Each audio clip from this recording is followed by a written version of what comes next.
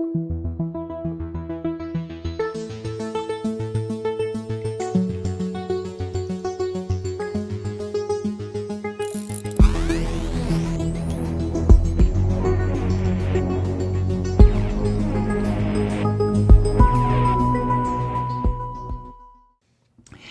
reported by Vanity Fair, I found this the other day,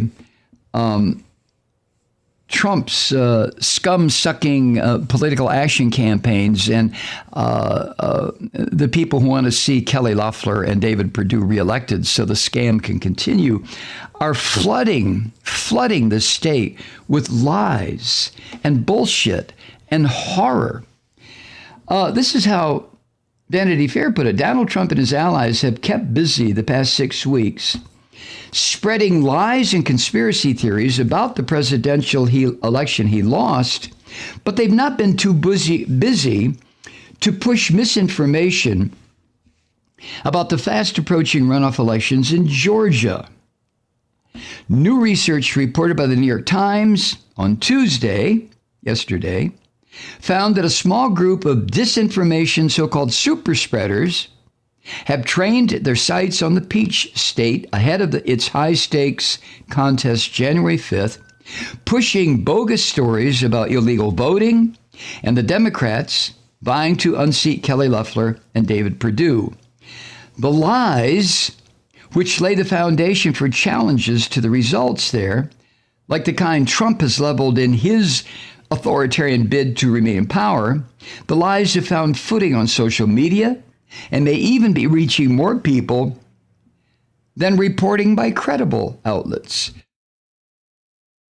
By that, of course, they mean the legitimate news reporting outlets in this state, television and radio and newspapers. But it's astonishing what's going on here. The director of the human rights group Avaz, don't ask me what it is, I have no idea, conducted a study. And the person who conducted this told the New York Times that Americans, quote, are being drowned in misinformation in Georgia by these super spreaders. We see them regularly testing new narratives to see where they can hit a certain nerve and then acting on it, end quote. This is politics of destruction. This is not politics of construction or hope or promise or vision. This is politics of destruction, plain and simple, because the Christian fascists are determined, they have been for 40 years, and when they put Trump in the presidency, they saw their chance to utterly, absolutely, totally, and with finality destroy completely the democratic republic that this nation was trying to be, and replace it with a kind of Christian insanity that would make Sharia law look tame by comparison. These Christian fascists are not fucking around. I mean, these people will tell you, you believe what we believe or your ass is going to burn for eternity. And if you don't believe, we've seen examples of this, the Inquisition, the Crusades, the Holocaust, the invasion of the so-called New World. We've seen what this sick, disease-filled religion does always and forever. And now it's being used here in Georgia. So the lies that these political super spreaders are putting in Georgia include everything from lies meant to damage Ossoff and Warnock to bullshit about improprieties in the voting process, including a claim that people who are not eligible to vote had received ballots for this special election coming up next Tuesday. That's right. Oh, it's a huge cabal. All these shady people that are just materializing out of the woodwork. We're here and we're going to vote and we're going to take away your two Christian fascists. Oh my God. And this bullshit has been circulated by these maggot celebrities like Lara Trump, who's the wife of the walking cat piss guy, Eric Trump, and somebody named Diamond and Silk. Who in the hell is that? Trump himself has alluded to this bullshit in his attacks on the electoral system in general. And of course, Trump, being the orange piece of crap that he is trying to overturn his loss to Joe Biden. During a press conference on Thanksgiving, he said, quote, "I told Loeffler and Perdue today, I think you're dealing in a very fraudulent system. I'm very worried about that." Jesus Christ. Now, the social media companies, that's you, Zuckerberg, have attempted to tamp down disinformation around the general election. Twitter has been playing whack-a-mole with Trump's batshit claims. They've been putting these little half-ass warning labels to his posts. Facebook implemented changes to its advertising policy and, according to Vanity Fair, tweaked its algorithms to elevate trusted news sources over more partisan, less credible ones. And that resulted in a rise in traffic on the platform for outlets like the Times and NPR, and drops in traffic on the platform for places like Breitbart. But those adjustments were temporary. That's what Zuckerberg said, and that's what he meant. And they've since been abandoned. They're not there anymore. And that results in allowing these right-wing sick fucks to flourish even more on Facebook, for example, than they have been. And according to this person that I just quoted, the human rights group, AVAZ, AVAAZ, I've never heard of that one. But anyway, he says, quote, "Facebook has gotten a lot of pressure over claims that they are censoring the right or conservatives. But what the data shows is that they are favoring those actors. Those accounts regularly spread misinformation. The question is, why doesn't Facebook demote their reach per their own policies?" Well, you know what my observation and subsequent question is, why does Facebook allow these traitorous son of a bitches a platform? I don't understand this. You know, the First Amendment right to freedom of speech. Well, Mike, if you take away their freedom, who's next? Oh, horse shit.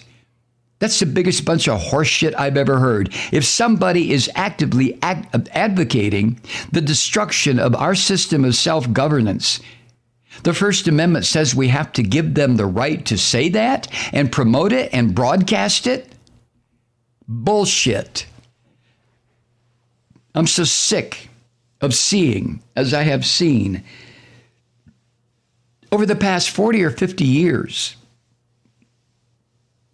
the use by these far-right neo-fascist organizations to hide behind the U.S. Constitution, the First and Fifth Amendment, the 12th Amendment, the 14th Amendment, all these amendments they have hidden behind while they seek to burn the Constitution so that no one in the future can use the same sort of hiding places that these fucking Nazis have been using. And I'm sick of it.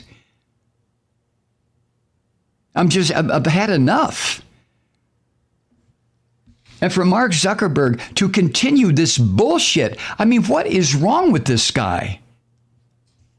But Zuckerberg just sits on his fucking stack of several $1 billion, his net worth, and could at any time, put a stop to the use of the Facebook platform as a propaganda outlet for these neo-fascist son of a bitches. And what I don't understand also, if they were to win, let's say, these neo-fascists, Zuckerberg would be one of the first to have his head lopped off. And he's assisting them in their campaign to destroy the country. This is madness. Madness. So as Vanity Fair points out, the answer may be that limiting this bullshit may be bad for Mark Zuckerberg's bottom line. Oh, well, I don't think there's any doubt there. That's the central concern. The company's own internal research has suggested that more toxic content leads to more popular, and the so-called nicer news feed resulted in less popular on the platform. Well, isn't that lovely? But here's the bottom line. A healthy democracy is better served by credible news. That's all. Just report the goddamn news, not this bullshit. Facebook's interest, on the other hand, is much better served by less trustworthy sources of information, like the walking cat piss aroma, Eric Trump, and this Gorka freak, and the rest of these people. So what is clear here is that these so-called alternative facts, which is a euphemism for outright bullshit, is not going to disappear when this disgusting, sick, rotten Donald Trump is finally ushered off the main stage. It's going to stay. It's going to keep going.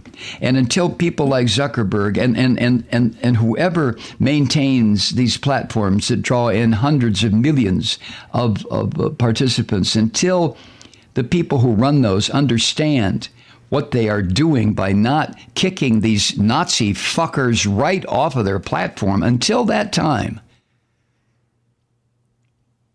this floundering, some would say dying republic, is going to be in ever greater jeopardy.